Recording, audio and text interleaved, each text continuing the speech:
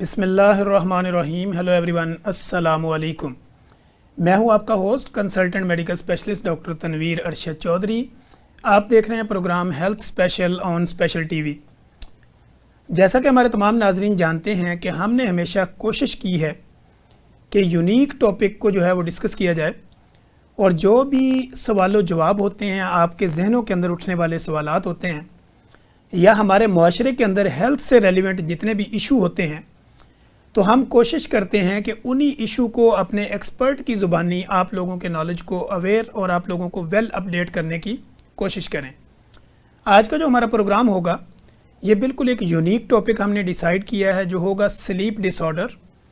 इसके अलावा आपको एंजाइटी, डिप्रेशन के जो मसाइल होते हैं, इनको टाइटल कैसे किया जा सकता है, कैसे पता चलता है कि आपको जो है वो स्लीप डिसऑर्डर की काजेज़ क्या हैं, एंजाइटी क्यों होती है, डिप्रेशन क्यों है, फिर अगर ये है तो आपने कौन सी स्पेशलिटी में जाके इसको दिखाना है, फिर डिप्रेशन की वजूहात क्या होती हैं, एंजाइटी की क्या रीज़न होती है, कैसे इसको ट्रीट किया जाता है। इन सारे मामलात पर प्रोग्राम के पहले हिस्से में हम बात करेंगे। और साथ ही इसी से रेलिवेंट एक और टॉपिक, वो भी यूनिक टॉपिक है, कि वो बच्चे जो आजकल ऑटिज़म में चले जाते हैं, यानी वो अपनी जो उनकी ख्वाहिशात होती हैं उनको प्रॉपर जो है वो लोगों तक नहीं पहुंचा पाते, या कुछ बच्चे जो होते हैं वो कम बोलते हैं या बोलना चाहते हैं, बोल नहीं पा रहे होते, या उनका जो नॉर्मल लाइफस्टाइल होता है वो प्रॉपर नहीं उस तरह चल रहे होते, या वो बच्चे जो अपनी जो उनकी विशेज़ होती हैं, जो उनके ख्यालात होते हैं, जब वो करना चाह रहे होते हैं, वो लोगों को अपना वो दिखा नहीं पा रहे, यानी अपनी जो उनकी विश होती है वो लोगों तक प्रॉपर पहुँचा नहीं पा रहे होते। तो ये जो डिसेबिलिटी होती है ऑटिज़म के हवाले से, जो कि आजकल आम पाई जाती है, इसको कैसे हम देख सकते हैं, कैसे ट्रीट कर सकते हैं। तो ये दो यूनिक टॉपिक हमने रखे हैं। फर्स्ट तो हमारा ये है कि जैसे स्लीप डिसऑर्डर है, आपको नींद क्यों नहीं आती, डिप्रेशन क्यों हो जाता है, एंजाइटी क्या है, इसको कैसे ट्रीट किया जा सकता है, और इसी तरह ऑटिज़म के हवाले से और स्पीच थेरापी के हवाले से। तो मेरे साथ स्टूडियो में जो गेस्ट तशरीफ़ रखती हैं, और एक हमारी जो यूनिक गेस्ट हैं वो कराची से हमें ज्वाइन कर रही हैं। तो फर्स्ट ऑफ़ ऑल मेरे साथ कराची से जो हमारी गेस्ट हैं, neuropsychiatrist consultant doctor Sanam Roshan, consultant neuropsychiatrist, हमारे साथ कराची से मौजूद होंगी। डॉक्टर साहब, welcome to the show. Thank you. इसके अलावा हमारे साथ स्टूडियो में हमारी एक मोस्ट पॉपुलर, मोस्ट फेमस शख्सियत और यंगेस्ट जो है वो कंसल्टेंट स्पीच लैंग्वेज पैथोलॉजिस्ट हमारे साथ यहाँ पे मौजूद हैं, डॉक्टर सुंबल जुल्फ़कार। डॉक्टर साहब, welcome to the show. Thank you so much. अगर आपकी इजाज़त हो तो हम डॉक्टर साहब से शुरू करेंगे। जी श्योर। जी डॉक्टर साहब, मैं टाइम वेस्ट किए बगैर, तो इसी तरह हम जो स्टूडियो से अपनी इस बात का आगाज़ करेंगे, चूँकि डॉक्टर साहब जो स्टूडियो में हमारे साथ मौजूद है, तो हम कोशिश करेंगे कि फ़र्स्ट जो है ना वो डॉक्टर सुंबल जुल्फ़कार से शुरू करें। तो डॉक्टर साहब, फर्स्ट ऑफ ऑल तो मुझे ये बताएं कि ऑटिज़म की बेसिकली रीज़न क्या है। देखिए, अभी करंटली आजकल जो सिनेरियोज करंट चल रहे हैं उसमें ये है कि हमारे जो नॉर्मल बच्चे भी पैदा हो रहे हैं वो भी इसी सिनेरियो के साथ पैदा हो रहे हैं कि उनके माइलस्टोन ऑलमोस्ट सारे अचीव हो जाते हैं। मतलब वो उनकी नेक होल्डिंग, उनकी क्रॉलिंग, उनके जितने भी फिजिकल माइलस्टोन है वो सारे नॉर्मल होते थे। लेकिन जहाँ हम बात करें स्पीच की, जो कि 1 ईयर के बच्चे में ऑलमोस्ट 3 to 4 वोकैबुलरी वर्ड्स आ जाते हैं, 4 to 6 आ जाते हैं, दैट डिपेंड्स, वो बच्चों में नहीं आते। ठीक है। और जब वो नहीं आते तो पेरेंट आजकल के ये कंसीडर करते हैं, और ये हमारा मिथ चल रहा होता है कि भाई इसके फादर लेट बोले थे, पैटर्नल फैमिली हिस्ट्री है या मैटर्नल फैमिली हिस्ट्री है, इस वजह से शायद नहीं बोल रहे हैं, यानी वो जेनरिक समझ रहे होते हैं। एग्जैक्टली। लेकिन वो बेसिकली उसमें रूट कॉजेज मल्टीपल होती हैं। इसमें आपका इन्वायरमेंटल फैक्टर जो है वो सबसे ज़्यादा हाईलाइटिंग है, क्योंकि इन्वायरमेंट में आप किस तरह बच्चे को आगे ट्रिगर करें, दैट मैटर्स। फॉर एग्जाम्पल, बच्चा अगर आप उसको क्वालिटी टाइम दे ही नहीं रहे और वो आपने उसको 2-3 मंथ्स में ही स्क्रीन पे लगा दिया है, तो वो आपसे इंटरेक्ट करने की बजाय वो स्क्रीन में गुम रहता है। ठीक है। उस ऑटिज्म का सबसे बड़ा और हाईलाइटिंग जो हॉलमार्क है जो हम करंटली देख रहे हैं वो ये है कि बच्चा अपने नाम पे रिस्पॉन्ड नहीं करता। हम उसको जब कभी आवाज दें तो वो हम अपने नाम पे बिल्कुल रिस्पॉन्ड नहीं करता, वो अपनी दुनिया में मगन रहता है, और हमें ऐसा लगता है कि शायद ये सुन नहीं रहा, इसकी हेयरिंग इंटेक्ट नहीं है या कुछ इस तरह का इशू है। लेकिन बेसिकली वो हमें रेड फ्लैग्स दे रहा होता है ऑटिज्म के। ठीक है। ऑटिज्म बेसिकली बिफोर 3 हम डायग्नोसिस में लेकर नहीं आते, मतलब 3 ईयर से पहले हम उसको डायग्नोज नहीं कर सकते। लेकिन अभी करंटली इतना ज़्यादा ऑटिज्म हो गया कि हमें उसके रेड फ्लैग्स बहुत छोटी एज में डायग्नोज होना शुरू हो जाते हैं। जैसे बच्चा अपने नाम पे बिल्कुल रिस्पॉन्ड नहीं कर रहा, वो अपनी इमेजिनरी वर्ल्ड में खोया हुआ है, वो अपने साथ दूसरे बच्चों को इंटरेक्ट करना पसंद नहीं करता, वो अपना आइसोलेटेड प्ले करता है। ये कौन सी एज से शुरू होता है, यानी क्या एज लिमिट भी होती है या किसी भी वक्त? मैंने आपको बताया फिजिकल माइलस्टोन्स हैं, नेक होल्डिंग है, क्रॉलिंग है। 3 to 4 मंथ्स का बच्चा सोर्स ऑफ साउंड की तरफ अपना हेड टर्न करता है जब कभी उसको हम रेटल वगैरह कुछ उस तरह का करें। अगर इस फेज में बच्चा आपको वो रिस्पॉन्ड नहीं कर रहा, आप उसके साथ कोई आप बेबी टॉक कर रहे हैं, कुछ इस तरह इंटरेक्ट कर रहे हैं, बच्चा आपको आई कांटेक्ट नहीं दे रहा और आपको कुछ इस तरह के रेड फ्लैग्स फील हो रहे हैं, तो बहुत अर्ली एज में भी आजकल ऑटिज्म इसी तरह रेड फ्लैग में डायग्नोज होना शुरू हो जाता है, क्योंकि बाकी न्यूरोटिपिकल जो बच्चे हैं उनसे उसके माइलस्टोन कंपैरेटिवली डिले होंगे या होंगे ही नहीं, अचीव नहीं होंगे। अच्छा, आप यानी ये कह रही हैं कि ऑटिज्म बेसिकली डिसेबिलिटी है,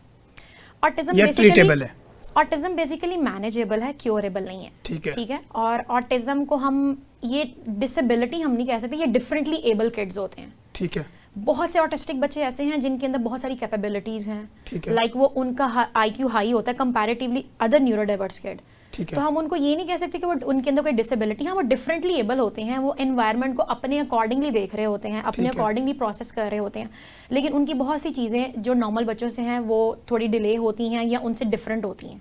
ठीक है जी नाज़रीन, जैसे आपने देखा कि हमने बच्चों से आगाज़ किया, क्योंकि बच्चों के साथ शफकत करनी चाहिए, मोहब्बत करनी चाहिए, तो इसलिए हमने अपने प्रोग्राम का आगाज़ भी बच्चों के ऑटिज़म के हवाले से, जो लोगों की रिक्वायरमेंट भी है और हर घर की ये प्रॉब्लम भी है, तो हमने इसी से शुरू किया। अब हम चूँकि बड़ों की तरफ बढ़ते हैं, तो डॉक्टर सनम रोशन जो कि हमारे साथ कंसल्टेंट न्यूरोसाइकियाट्रिस्ट कराची से मौजूद होंगी, तो हम उनके साथ ही बात करेंगे कि डॉक्टर साहब फर्स्ट ऑफ ऑल तो ये बताएं कि स्लीप डिसऑर्डर की मैनेजमेंट कैसे करें।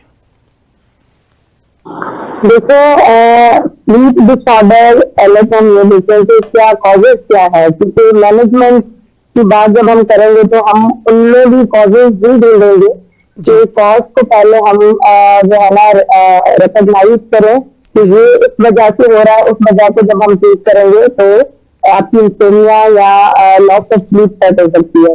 अच्छा, एक कॉमन कॉजेज ये होते हैं कि जो है स्लीप जहाँ पे आप सो रहे हो वो एनवायरनमेंट ऐसा नहीं है, शोर है बहुत, जिसको हम एक टर्म देते हैं स्लीप हाइजीन, तो वो प्रॉपरली नहीं होती है या जगह आपकी चेंज हुई है। और इसके अलावा अगर आप हेवी एक्सरसाइज कर रहे हो मगरिब के बाद, और मतलब लेट नाइट आप कर रहे हो, लेट नाइट नींद लेने से भी आपकी नींद डिस्टर्ब हो सकती है। और अगर कोई मेडिकल कंडीशन से पेशेंट गुजर रहा हो, पार्किंसंस में भी हो सकती है नींद डिस्टर्ब। अगर if you are suffering from any psychiatric disorder like depression, anxiety, OCD, इन चीजों में भी आपकी नींद डिस्टर्ब हो सकती है, मतलब नींद कम या ज्यादा दोनों हो सकती है। और this is the only reason कि मैंने कॉज से स्टार्ट मैं ले रही हूँ कि what are the causes primary और सेकेंडरी, तो हम उनको ट्रेस करेंगे तो आपकी स्लीप ठीक हो सकती है। सिर्फ ये नहीं है कि हमने सुडेट करने के लिए, पेशेंट को सुलाने के लिए सिर्फ वेलियम, जेनेक्स या कोई जेड ड्रग्स सप्लिमेंट्स हमने देने, हमें उस कॉज को ट्रीट करना जिसमें स्लीप नहीं आ रही है। ठीक हो गया। तो डॉक्टर साहब ये इसकी आजकल काजेज, तो जिस तरह बात हो गई कि काजेज भी है, उसके बाद इसको ट्रीटेबल भी किया जा सकता है, तो ऐसे लोग जो फाइनेंशियली डिस्टर्ब होते हैं या जॉब के इश्यूज होते हैं, या उनको कुछ ऐसे लोग होते हैं जो स्टूडेंट लाइफ में भी उनको रात नींद नहीं आती, या वो कुछ चीज़ों को ना चाहते हुए अपने ऊपर हैवी कर लेते हैं, तो इसका हमारे नाजरीन के नॉलेज में किस तरह इजाफा करेंगे? देखिए, सबसे पहले तो अगर नींद नहीं आ रही है तो you should consult your doctor. अगर जरूरी नहीं है कि आप एक साइकियाट्रिस्ट के पास चले जाओ, आप एक डॉक्टर के पास जाओ, वो आपको फिर गाइड करेंगे कि if there is any, if patient is suffering from some kind of disease, अगर कोई डिजीज है, कोई मसला है जिसकी वजह से नींद नहीं आ रही है, तो वो इसको सॉल्व करेगा, जैसे पहले हमने बात की। अच्छा, अदर देन दैट हम वो ये कर सकते हैं कि वो साइकियाट्रिस्ट के पास जाकर ये हेल्प सीख कर सकते हैं। अगर बच्चा है कोई जो स्कूल एजुकेशन या कॉलेज में बहुत ज्यादा एग्जाम का बर्डन हो रहा होता है, तो आप जाकर अपनी कंसल्टेशन ले सकते हो कि हम इस टेंशन को रिलीज कैसे कर सकते हैं।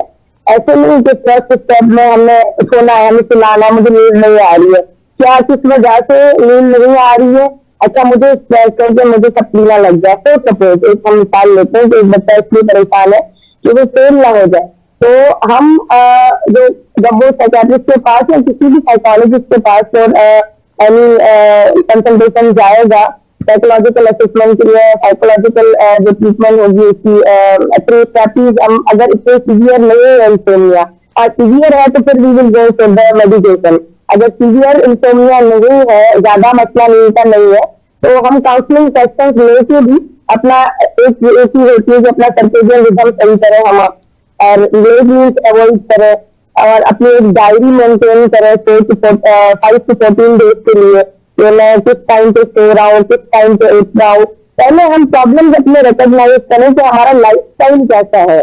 जी जी। हम कोई ऐसी चीजें तो नहीं, देखिए इसमें तो कोई फाइनेंशियल इश्यूज या इकोनॉमिकल स्टेटस की कोई बात नहीं आती है कि somebody is not affordable, मगर ये चीज तो हम अफोर्ड कर सकते हैं ना कि हम अपना टाइम सही रखें। आजकल मोबाइल फोन्स और लैपटॉप और टीवी पे बच्चे बैठे होते हैं, बड़े भी बैठे होते हैं, बहुत लेट नाइट हो जाता है, उनकी गलत फहमी ये होती है कि हमें नींद नहीं आ रही है तो हम जो है मोबाइल देखेंगे तो हम सो जाएंगे। ऐसा नहीं होता है, वो और ज्यादा डिले कर रही होती है चीज। मोबाइल की जो रोशनी होती है या जो लैपटॉप होता है वो और डिले कर रहा होता है आपकी स्लीप पे। तो सबसे पहले तो जो पॉजिटिव फैक्टर है विदाउट एनी कॉस्ट आप रिकॉग्नाइज कर सकते हो। देन अगर आपको लगता है कि ऐसा कोई मसला है जो आप सब कुछ आपने सही कर लिया, आपने अपना बिस्तर सही कर लिया, आपने स्लीप हाइजीन पूरी कर ली, कोई ऐसा इश्यू भी नहीं है आपके पास, मतलब कोई साइकियाट्रिक इलनेस नहीं है, कोई मेडिकल इलनेस नहीं है, तो देन यू विल जो है साइकियाट्रिस्ट के पास जब आप जाओगे तो जाहिर है उसके पास से हमें मेडिसिन के ऊपर आना पड़ेगा। अच्छा डॉक्टर साहब, इसी के साथ ही आपकी एक्सपर्टी का फ़ायदा उठाते हुए मैं एक सवाल और पूछना चाहता हूँ कि नींद जो है वो बेसिकली एडल्ट में और बच्चों में कितने घंटे उनको कंटिन्यू लेनी चाहिए जो मेडिकल पॉइंट ऑफ व्यू से? देखिए मेडिकली तो हम ये कहते हैं कि 8 आवर्स ठीक है, मगर आजकल जो स्टडीज हम अगर देखें तो उसमें ये आ गया है कि few people are short sleepers and few are long sleepers ना। तो ये नहीं है कि अगर एक जो है आदमी को, एक मेल को या फीमेल को 4 घंटा अगर वो सोता है तो रेडी हो जाता है। जैसे हमारा डॉक्टर साहबा भी बैठी हुई है, मेरे इस बात से इत्तेफाक करेंगी कि हम लोग 4 घंटे या 5 घंटे की स्लीप लेते हैं तो हम फ्रेश हो जाते हैं, क्योंकि हमारी ड्यूटी आवर्स ऐसे होते हैं। और कुछ ऐसे भी जो है ना लोग होते हैं जो अगर 8 घंटे भी सो रहे हैं फिर भी that is not enough for them. तो बेसिकली एक एवरेज अगर आपको बोले तो 8 घंटे की होती है, उससे कम भी हो सकता है, उससे ज्यादा भी हो सकता है, वो डिफर करता है पीपल टू पीपल के वो शॉर्ट स्लीपर है या लॉन्ग स्लीपर है। ठीक हो गया डॉक्टर साहब। अच्छा डॉक्टर सुंबल जुल्फकार, हम आपको साथ एंगेज करते हैं कि जैसे हमने ऑटिज्म के ऊपर बात की, तो ऑटिज्म की डायग्नोज का तरीकाकार क्या होगा? एक तो वही जैसे आप कह रही हैं कि किसी बच्चे को आवाज़ दी वो साइन नहीं दे रहा, तो इसके अलावा कोई इनकी लाइव डायग्नोस्टिक बेसिकली ऐसे कि हमने डिफरेंट स्टैंडर्डाइज्ड टूल्स बनाए हुए हैं। ठीक है। उसमें हम स्कोरिंग करते हैं कि बच्चा उस स्कोरिंग में किस में फॉल कर रहा है। ठीक है। उस बिहाफ पे हम उसको माइल्ड, मॉडरेट, सवेयर या प्रोफाउंड लेवल पे हम उसको डायग्नोसिस देते हैं। लेकिन ऑब्वियसली इनिशियली हमारे पास वो साइन एंड सिम्टम्स के साथ आएगा कि बच्चा अपने नाम पे रिस्पॉन्ड नहीं कर रहा, बच्चा टिक के नहीं बैठ रहा, उसके ऑनसेट बिल्कुल नहीं है, वो आपको आई कांटेक्ट फ्यू सेकंड्स का भी नहीं दे रहा। ठीक है। क्योंकि जब तक ये चीज़ें नहीं होंगी तो ये ऑब्वियसली एक दूसरे नॉर्मल न्यूरोटिपिकल बच्चे से डिफर करती हैं। ठीक है। तो फिर पेरेंट की कंसर्न्स होते हैं कि अच्छा ये तो बैठ नहीं रहा तो हमें सुन कैसे सकेगा, इन फ्यूचर बोल कैसे सकेगा, टिक के नहीं बैठ रहा, हमें रिस्पॉन्ड नहीं कर रहा। फिर उस बिहाफ पे हम डिफरेंट हमारी वो स्टैंडर्डाइज्ड टूल्स होते हैं, लाइक कार्ड्स हो गए, एम चैट हो गए, डिफरेंट होती हैं, उसको हम अप्लाई करते हैं, इम्प्लीमेंट करते हैं। जैसे फॉरेन कंट्रीज के अंदर वो रेड, ग्रीन और येलो कार्ड। एग्जैक्टली। तो यहाँ पर हमने वो पूरा हमारा परफॉर्मा होता है, वो हम पेरेंट्स के थ्रू हम उसको एक डिटेल्ड इंटरव्यू में उसके जितने उसकी क्रॉस एंड कॉन्स हैं वो कंसीडर करके उसको हम फिल करते हैं, और उसकी स्कोरिंग के बिहाफ पर हम जो है वो कंसीडर करते हैं कि ये माइल्ड में फॉल कर रहा है। अगर उसके बहुत लाइटर से सिम्टम्स हैं, कभी कभी रिस्पॉन्ड कर दिया, कभी कभी उसने बच्चे ने नहीं किया, अगर बहुत ज़्यादा सेवेरिटी में है तो डेफिनेटली वो एक सवेयर लेवल में फॉल करेगा। वो हमने डायग्नोसिस क्राइटेरिया बनाया होता है, वो सेट किया होता है, उस बिहाफ पे हम इसको डायग्नोसिस देते हैं। ठीक है। और ये आप जैसे कह रही हैं कि 3 to 4 मंथ का बच्चा हो जाए, तो जब वो आपकी आवाज़ के ऊपर वो प्रॉपर कोई उसमें इग्नोरेंस करे या उसको प्रॉपर कोई आवाज़ ना आए, तो फिर ये आप समझते हैं कि ऑटिज्म की तरफ जा रहा है। हाँ, फिर हम समझते हैं कि इसके अंदर रेड फ्लैग्स हो सकते हैं। ठीक है। क्योंकि देखिए हाली ऑटिज्म नहीं है, कंसल्ट करना फिर जरूरी है। एग्जैक्टली। आपने देखना कि कपल ऑफ मंथ्स में वो अपने जितने भी फिजिकल माइलस्टोन्स हैं, जितने भी सेल्फ हेल्प स्किल्स हैं, जितने भी हैं, लाइक उसकी सिटिंग ऑन उस टाइम पे हो रही है कि नहीं हो रही, वो बैठ रहा खुद के नहीं, वो फर्स्ट अपनी बर्थडे पे लोग जो हमें दूर दराज के इलाकों में सुन रहे होंगे, जिनके पास ये सहूलत नहीं है या उनको ये पता ही नहीं है कि अगर बच्चा इस तरह के साइन दे रहा है तो हम कौन सी स्पेशलिटी में लेके जाएं, कहाँ दिखाएं, तो उनको आप क्या बताना चाहेंगे? उनका यही है कि इनिशियली हम जो है ना वो साइकेट्रिस्ट को रेफर करते हैं, क्योंकि सबको ये लगता है कि शायद इसका कोई दिमागी मसला है, क्योंकि हमें समझ नहीं रहा, हमें सुन नहीं रहा। ठीक है। तो वो उनका माइंड में होता है कि हो सकता है कि इसको कोई फिट की हिस्ट्री ना हो, ये छोटे होते इसको गर्दन तोड़ बुखार हुआ तो उससे पहले बच्चा बोल रहा था, उसके बाद नहीं बोल रहा, लेकिन उसके भी डिफरेंट एनवायरमेंटल फैक्टर्स है ना, हो सकता है उसकी फिट की हिस्ट्री के साथ कोई और इस तरह का कोमोर्बिडिटी हो जिसकी वजह से बच्चा नहीं बोल रहा। तो उनको यही है कि नियर बाय किसी भी कंसल्टेंट साइकेट्रिस्ट के पास लेकर जाएं, वो इवैल्यूएशन करके आपको हमारे पास ही रेफर करेंगे। ठीक है। कि बच्चा अपनी एज के अकॉर्डिंगली नहीं बोल रहा, फॉर एग्जांपल 1 ईयर का हो गया और उसके पास कोई मम्मा बाबा नथिंग एल्स कुछ भी नहीं है, और अपनी ही उनके पास जिबरिश होती है जिसको हम जार्गन्स बोलते हैं, जिसको हम आम ज़बान में कहते हैं कि वो वर्ड्स जो हमें समझ नहीं आते, लेकिन उन्होंने अपनी इमेजिनरी वर्ड से वो सीखे होते हैं और वो एक रेपिटेटिव वर्ड्स होते हैं। मतलब इन बच्चों का सबसे कॉमन साइन एंड सिम्टम्स ये है कि इनके अंदर स्टीरियोटाइपिक बिहेवियर्स बहुत होते हैं। जो बोल रहे हैं, जो एक धुन में कर रहे हैं, वोकल स्ट्रीमिंग कर रहे हैं, मतलब इस तरह के साउंड्स निकलते हैं, वो कंसेक्यूटिव निकलते जाते हैं। आप उनको स्टॉप या पॉज भी करेंगे लेकिन वो बोलते जाएंगे कंसेक्यूटिवली। ठीक है। इसका मतलब ये कि वो कॉम्प्रिहेंड नहीं कर रहे और अपने ही इमेजिनरी वर्ड में है वो। तो इनका डाइट पैटर्न वगैरह सब कुछ सेम होता है? एक चीज और डिपेंड करता है, अगर आपका बहुत ज्यादा शुगर इनटेक है, अगर आपका बहुत मीठी चीजें लेते हैं तो वो ऑब्वियसली आपको हाइपर एक्टिविटी की तरफ लेके जाएगा। बच्चा हाइपर एक्टिव होगा तो डेफिनेटली वो ऑनसेट नहीं करेगा, कभी इधर भागेगा कभी उधर भागेगा। दूसरा ऑप्शन है कि बच्चा बिल्कुल ही लो टून है, रिस्पॉन्ड नहीं कर रहा, इधर बैठा जहाँ बैठाया बैठे रहा है, कोई रिस्पॉन्ड नहीं कर रहा, जैसे आजकल के बच्चे शार्प और एक्टिव होते हैं। तो दोनों हो सकती हैं। लेकिन वो भी अगर मोबाइल के बगैर बैठे तो एग्जैक्टली बिल्कुल, क्योंकि मोबाइल इज अ मेजर चीज। सिंस कोविड हमारे पास मैक्सिमम केसेस जो हैं वो इसी वजह से आए हैं कि बच्चे मोबाइल फोन्स पे रहे हैं, क्वालिटी टाइम नहीं हुआ, बच्चे आइसोलेटेड रहे हैं, एक 4 दीवारी में एक बाउंड्री में सेट रहे हैं, जिसकी वजह से वो बहुत से इस तरह के सिम्टम्स में फॉल किए हैं। ये सबसे मेजर फैक्टर है। ठीक है। तो आप ये समझती हैं कि जो लोग हमें ये सुनते हैं, ये जो हमें सुनेंगे जब तक भी, उनके बच्चों में अगर 4 माह की उम्र के बाद इस तरह के साइन और सिम्टम हो तो उन्हें साइकियाट्रिस्ट के पास जाना चाहिए। एग्जैक्टली। और साइकियाट्रिस्ट उसको एग्जामिन करने के बाद वो फिर रेफर करें। बिल्कुल। अब देखें 4 to 5 मंथ्स के बाद साइकियाट्रिस्ट आपको कहेंगे लेट्स वेट टिल इसके बाकी माइलस्टोन अचीव करने का। देखें 7 मंथ में इसकी वॉक वो सेटिंग आ रही है कि नहीं आ रही, 1 ईयर में ये वॉक कर रहा है इंडिपेंडेंट के नहीं कर रहा। अगर वो भी साथ साथ डिलेज में आ रहे हैं और आपको प्लस ये भी लग रहा है कि बच्चा आपको सुन नहीं रहा, बच्चा आपको रिस्पॉन्ड नहीं कर रहा और इस तरह की से, तो डेफिनेटली आप नियर बाय किसी भी साइकियाट्रिस्ट को कंसल्ट करें, चाइल्ड साइकियाट्रिस्ट को, क्योंकि आप जितना अर्ली इस डिसऑर्डर को, इस डिसेबिलिटी को पकड़ेंगे उतना जल्दी ये क्योर हो सकता है। ठीक हो जी। नाज़रीन, जैसे आपने देखा कि हमने स्लीप डिसऑर्डर और इस तरह ऑटिज़म के ऊपर जितने भी मसाइल हैं उनको उजागर करने की हम कोशिश कर रहे हैं। तो यहीं पे वक्त हुआ एक ब्रेक का, कहीं मत जाइएगा, हमारे साथ रहिएगा। ब्रेक के बाद हम डॉक्टर सनम रोशन के साथ बात करेंगे कि काजेज़ ऑफ एंजाइटी क्या है, डिप्रेशन क्या है और इसको टाइटल हम कैसे कर सकते हैं।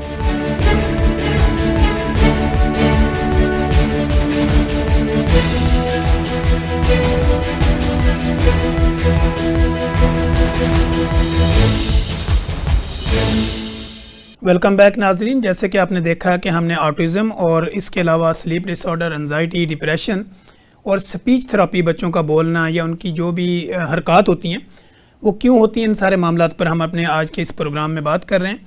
तो हमारे साथ चूँकि एक इंतहाई एक्सपर्ट और फेमस न्यूरोसाइकियाट्रिस्ट हमारे साथ मौजूद हैं। डॉक्टर सनम, मैं आपसे ये जानना चाहता हूँ कि एंजाइटी और डिप्रेशन में बेसिकली फ़र्क क्या है, फिर हम ये जानेंगे इसकी काजेज़ क्या है। एंजाइटी एंड डिप्रेशन में फर्क ये है कि एंजाइटी फ्यूचर की होती है, ठीक है, और डिप्रेशन होता है पास्ट का। ठीक है। ये एक आम हम जुबान में अगर फर्क समझाना चाहे तो हम ये समझाएंगे। ये मैंने इसलिए पूछा कि बाज पेशेंट जो ना वो हमारे क्लिनिकल ट्रायल में रिपोर्ट होते हैं, वो मुझे कहते हैं मुझे एंजाइटी डिप्रेशन है, तो मैंने कहा इसको जो है ना डिफ्रेंशिएट कर लें। जी, अमूमन ये बोला जाता है कि मुझे डिप्रेशन है, तो ये टर्म जो है डिप्रेशन हम फास्ट में यूज करते हैं और एंजाइटी अमूमन फ्यूचर की होती है। ठीक है। तो डॉक्टर साहब, काजेज ऑफ एंजाइटी क्या होती है? कॉजेज ऑफ एंजाइटी पहली बात जेनेटिक भी हो सकती है, अगर हेरिडिटी में बहुत ज्यादा जो है एंशियस अगर आपके फादर मदर में एंजाइटी थी तो बच्चों में भी आ सकती है। ठीक है। और दूसरी बात ये पर्सनालिटी, अगर आपकी एंशियस अवॉइडिंग पर्सनालिटी है किसी की भी तो वो एंजाइटी की तरफ ज्यादा जा सकता है। और इसमें भी एक कैटेगरीज आती है, सोशल एंजाइटी है, फोबिक एंजाइटी है, एग्रोफोबिया हो गया उसमें, और पैनिक एंजाइटी डिसऑर्डर है, जर्नलाइज्ड एंजाइटी डिसऑर्डर है, फिर इन सबकी अलग अलग कॉजेज आती है। अब जैसे हम फोबिक एंजाइटी पे बात करें तो फोबिक एंजाइटी आपकी फोबिया किसी भी चीज का हो सकता है, जी जी ये स्टडीज में ये देखा गया है कि बिल्कुल अर्ली एज से at the age of 3 years और 4 years अगर बच्चा किसी चीज से डर गया तो सपोज, तो वो एंजाइटी जिंदगी भर चलती रहती है। तो सपोज किसी भी एनिमल का उसे फियर हो सकता है, हाइट का फियर हो सकता है, पानी से फियर हो सकता है, कोई ऐसी पर्टिकुलर चीज जिसका फियर, उसको हम फोबिक एंजाइटी कहते हैं। ठीक है, इसके एनवायरमेंटल स्ट्रेसेस भी इसकी कॉज हो सकते हैं कि घर का माहौल कैसा है, कोई पहले से तो कोई स्ट्रेस नहीं आ रहा, कोई इकोनॉमिकल कंडीशन ऐसी, घर के हालात ऐसे नहीं है, या कोई ऐसा फादर मदर के बीच में कोई मसले मसाइल, या कोई भी एक फैमिली है जो न्यूक्लियर फैमिली नहीं है, सब साथ में रहते हैं और 4-5 फैमिली इकट्ठे रहती है, तो वो भी बहुत ज्यादा जो है एंजाइटी प्रोमोटिंग कंडीशन होती है, जिसमें बहुत ज्यादा आवाज है, सुकून नहीं होता है और नींद पूरी नहीं होती है। तो this could also be the cause of anxiety.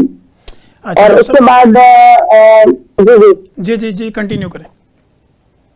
हाँ, तो जैसे हमने बताया मैंने आपको जो टाइप्स होती है, अब सोशल फोबिया है, लोग जो है वो पब्लिक प्लेसेस पे नहीं बोल पाते, स्टेज के ऊपर आकर कोई प्रेजेंटेशन नहीं दे सकते, ग्रुप में बात नहीं कर सकते हैं, कोई तकरीर या कोई ऐसा प्रेजेंटेशन वो दे नहीं सकते, उनको सोशल एंजाइटी होती है कि वो फेस नहीं कर सकते लोगों से।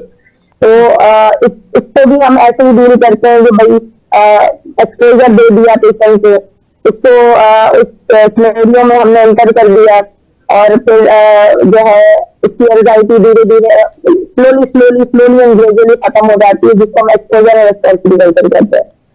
तो इसके अलावा जनरलाइज्ड एंजाइटी डिसऑर्डर होता है। अच्छा, जनरलाइज्ड एंजाइटी डिसऑर्डर एक ऐसी एंजाइटी है जिसमें सब ओके होता है, पेशेंट को ये लग रहा होता है कि मेरी जॉब भी है, सब कुछ है, घर भी ओके है, ऐसा कोई स्ट्रेस भी नहीं है, मगर मैं परेशान क्यों हूँ। इसको एंजाइटी ऑफ अननोन कॉज भी बोला जाता है कि इसकी अननोन होती है इथियोलॉजी के why the patient is feeling anxiety. और इसके पीछे का रीजन तो ये होता है जिसमें सेरोटोनिन लेवल डिस्टर्ब हो जाता है, न्यूरोट्रांसमीटर डिस्टर्ब हो जाता है, दैट इज द रीजन। और जेनेटिकली भी ये चीजें आ रही होती है जनरल एंजाइटी की, मगर पेशेंट की फीलिंग ये होती है कि इसको कोई कॉज ऐसे दिखाई नहीं देती है और इसको बगैर किसी वजह से भी एंजाइटी हो सकती है। ठीक हो गया। अच्छा डॉक्टर साहब, ये है कि मैनेजमेंट ऑफ जो एंजाइटी होगी न्यूरोसाइकेट्री में, जब पेशेंट आपके क्लिनिकल ट्रायल में रिपोर्ट होते हैं इस कंप्लेंट के साथ कि उनको एंजाइटी है या वो उनको ख्यालात आते हैं या उनको डरावने ख्वाब वगैरह आते हैं, तो उसको फिर न्यूरोसाइकेट्री में उसका ट्रीटमेंट क्या है?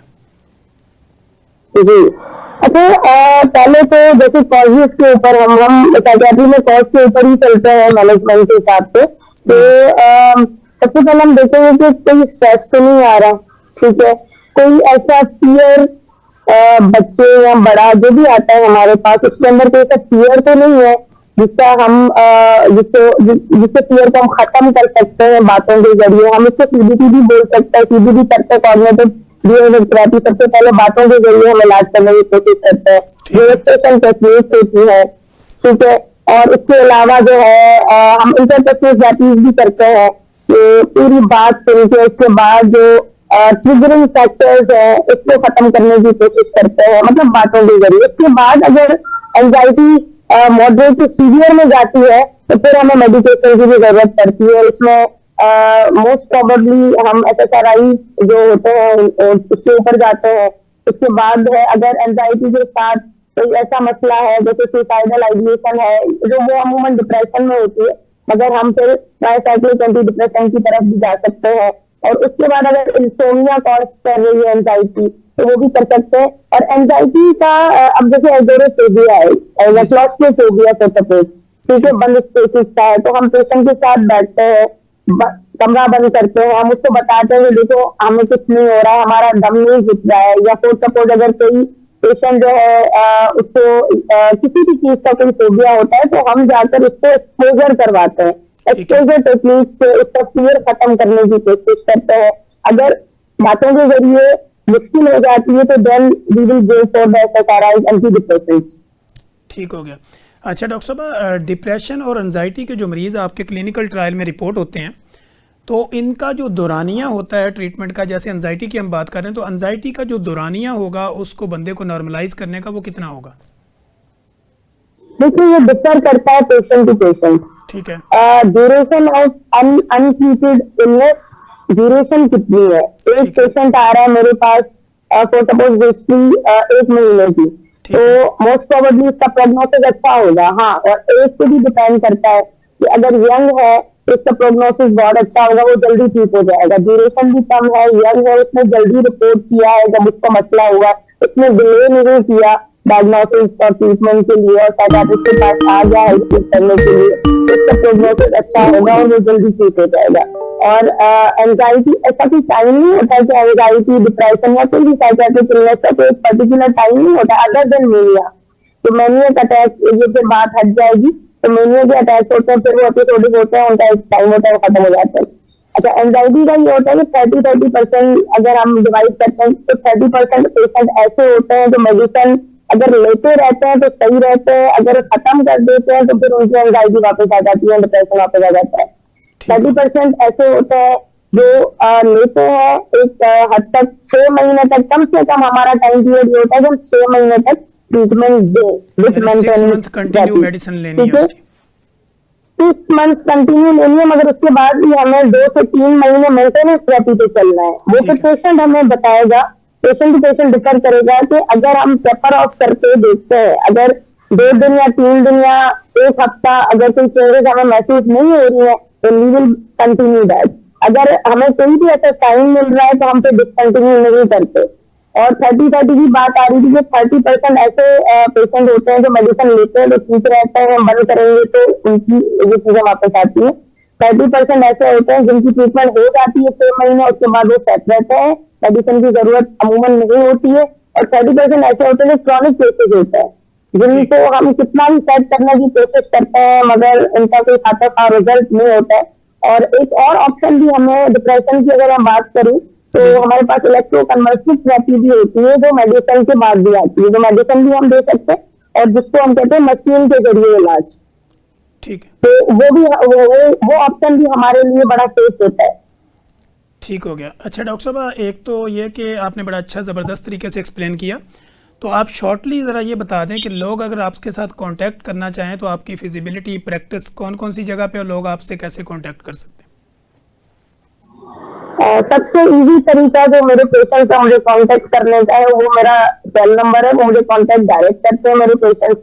और मेरी जो सेटिंग है वो कराची में ही है, Hyderabad psychiatric hospital and Anum hospital जो फिरोजाबाद में है, and Al Rahman psychiatric clinic है वो जौहर में है, अपना गुलशन जमाल में। और बाकी जो एडमिशन वगैरह मेरे होते हैं, जो ड्रग एडिक्ट पेशेंट होते हैं, अल्कोहल और मॉर्फिन और कैनाबिस एडिक्ट जो होते हैं, तो वो उनकी स्किज़ोफ्रेनिया भी पेशेंट आते हैं, बाइपोलर अफेक्टिव डिसऑर्डर, मेनिया भी पेशेंट आते हैं। इन सब की जो एडमिशन अगर होती है तो फिर वो मैं एडुकेशन सेंटर में करती हूँ जो पार्क के पास है।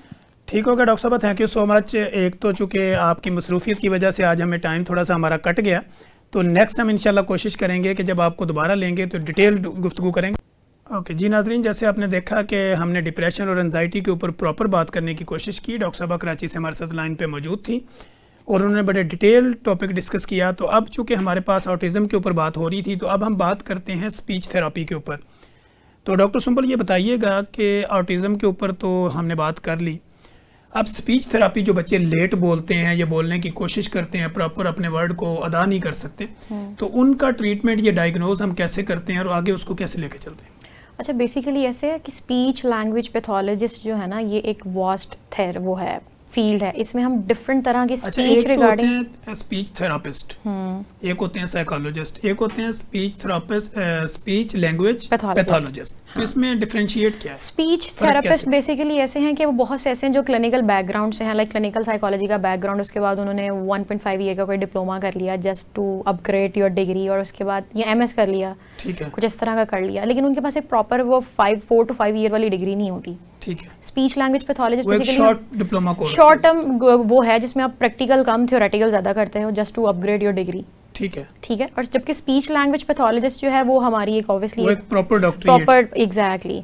उसमें ये कि हम डिफरेंट स्पीच और लैंग्वेज रिगार्डिंग जो इश्यूज हैं हम उनको डील करते हैं। अब स्पीच में आता है कि अक्सर बच्चे तोतला बोलते हैं, वो भी स्पीच की डोमेन में है कि उनके अल्फाज क्लियर अदा नहीं हो रहे। ठीक है। ठीक है। वो बच्चे जो लेट बोल रहे हैं, एज के अकॉर्डिंगली उनको जुमले बोलने चाहिए, लेकिन वो बच्चे भी फ्रेज लेवल पे हैं या सिंगल वर्ड वोकैबुलरी है या 3-4 अल्फाज बोल रहे हैं, हम उनको डील करते हैं।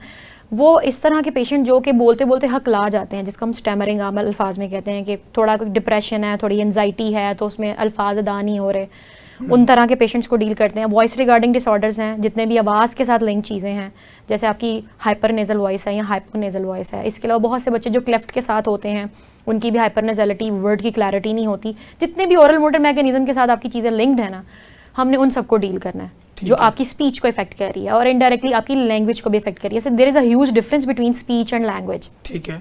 स्पीच है, suppose I am going to communicate with you, आपने सलाम किया, मैंने आपको जवाब दिया, हो सकता है मैं जवाब के ड्यूरेशन में मैं आपसे कोई इस तरह के अल्फाज अदा करूँ कि वर्ड की क्लैरिटी ना हो, दैट इज स्पीच। लेकिन अगर आप मुझसे कह रहे हैं अस्सलाम वालेकुम, मैं कहूँ हाँ मैं बाहर से आई थी, that is not situational accordingly meaningful answer. तो लैंग्वेज इज ऑलवेज मीनिंगफुल। ठीक है। अगर बच्चा एज अकॉर्डिंगली बोल रहा है लेकिन वो अपनी ही किसी जार्गन या अपनी जिब्रिश लैंग्वेज में बोल रहा है और वो मीनिंगफुल नहीं है, इसका मतलब उस बच्चे की स्पीच तो है लेकिन लैंग्वेज नहीं है। ठीक है। क्योंकि वो सिचुएशनल अकॉर्डिंगली मीनिंगफुल नहीं बोल रहा। हम उसे पूछ रहे हैं कि किसके साथ आए हो, तो वो बिल्कुल ब्लैंक है या वो अपने ही अल्फाज में जवाब दे रहा है जो कि मीनिंगफुल नहीं है। ठीक है। तो लैंग्वेज हमेशा 2 तरह की होती है।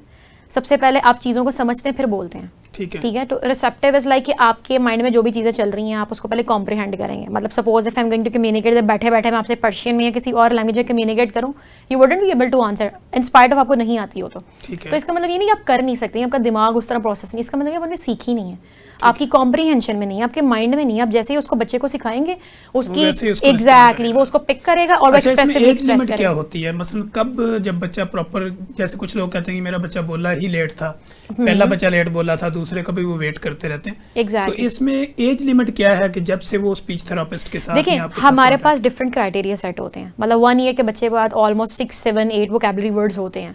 2 इयर्स के बच्चे की वोकैबुलरी एक्सीड हो जाती है, वो 200+ वर्ड्स पे भी चली जाती है, 300 पे भी चली जाती है। यानी वो मम्मा पापा छोटी मोटी छोटे वोकैबुलरी वर्ड्स लाइक दे दो, दूध, आना जाना। और बहुत से बच्चे इस टाइम पे 2 इयर्स का। ठीक है। ठीक है। 2 इयर्स में बच्चे फ्रेज लेवल पे भी बोलते हैं, चलो चलें, दरवाजा खोलो, बाबा आए हैं, उनकी प्रॉपर समझ आना शुरू। एग्जैक्टली, बिल्कुल। क्योंकि 2 इयर्स मतलब बच्चा फ्रेजल लेवल पे आ गया, वो 2 वर्ड्स को कनेक्ट करके बोलना शुरू हो गया। तो that is age accordingly perfect, वो ठीक जा रहा है। बट अगर वो अभी भी सिंगल वर्ड में और वो भी अपने मूड के अकॉर्डिंगली बोला, it means something is going on wrong at the back side. कुछ डिलेज हैं जो वो नॉर्मल बच्चों को कोप अप नहीं कर रहा।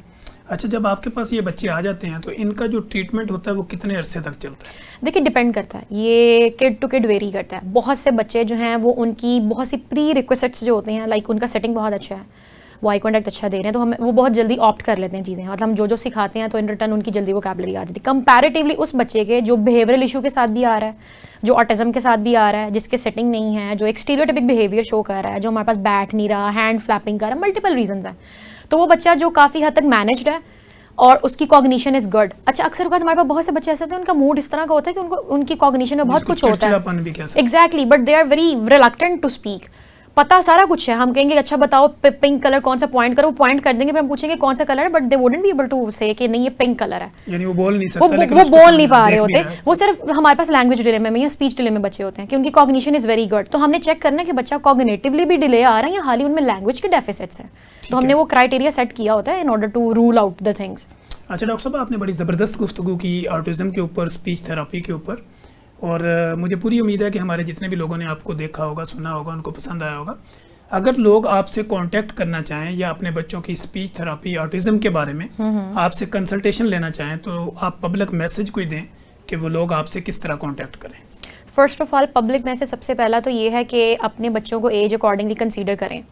क्योंकि पहले ज़माने में ये होता था कि हम जब जॉइंट फैमिली सिस्टम में रहते थे तो वो आपके कोई ना कोई एजमेट्स घर के बच्चे होते थे जिनको देख के बच्चे बोलना शुरू हो जाते थे। आजकल मैक्सिमम फैमिलीज न्यूक्लियर फैमिलीज हैं, वो अकेले रहते हैं, उनके एजमेट्स बच्चे नहीं होते और आप उनको एक 4 दीवारियाँ बाउंड्रीज में सेट करके उनको स्क्रीन दे देते हैं, तो वो चीज़ बिल्कुल ना करें। और आपको जैसे ही फील हो कि आपका बच्चा एज अकॉर्डिंगली जो है वो डिले चल रहा है कंपैरेटिवली एक आपके नॉर्मल बच्चे से, तो उसको फ़ौरन नियर बाय किसी भी कंसल्टेंट के पास कंसल्ट करें, किसी पीडियाट्रिशियन के पास चले जाएं, किसी भी मेडिकल स्पेशलिस्ट के पास चले जाएं, क्योंकि इनडायरेक्टली वो आपको रेफरल दे देंगे कि बच्चा बोल नहीं रहा था, इसका मतलब स्पीच थेरेपी रिगार्डिंग इस पे काम होना है, ठीक है। और early intervention is the best thing. आप जितनी अर्ली उस बच्चे को उसकी इनिशिएटिव लेंगे उतना जल्दी वो पिक करेगा। कंपैरेटिवली उसको जितना लेट करते जाएंगे उसके अंदर और मैक्सिमम जो है वो डेफिसिट्स अपेयर होना शुरू हो जाएंगे। अभी करंटली जो हम जो है ये फैसिलिटीज़ प्रोवाइड करें वाबड़ा टाउन में माइंड गार्डन थेरेप्यूटिक क्लिनिक के नाम से, और हम बहुत से वहाँ ऑटिज़म के बच्चे, ADHD के, डाउन सिंड्रोम, जितने भी डिसेबिलिटीज़ और सिंड्रोम्स हैं हम उनको डील कर रहे हैं, जिनमें बच्चे हमारे पास डिलेज़ या स्पीच डिले, लैंग्वेज डिले या सोशल इंटरेक्शन या सोशल कम्युनिकेशन डिलेज़ के साथ आते हैं या डिसऑर्डर के साथ आते हैं, तो हम उन्हें डील कर रहे हैं। इसके अलावा हम बहरिया टाउन में भी फैसिलिटेट कर रहे हैं on end of weekend basis पे भी।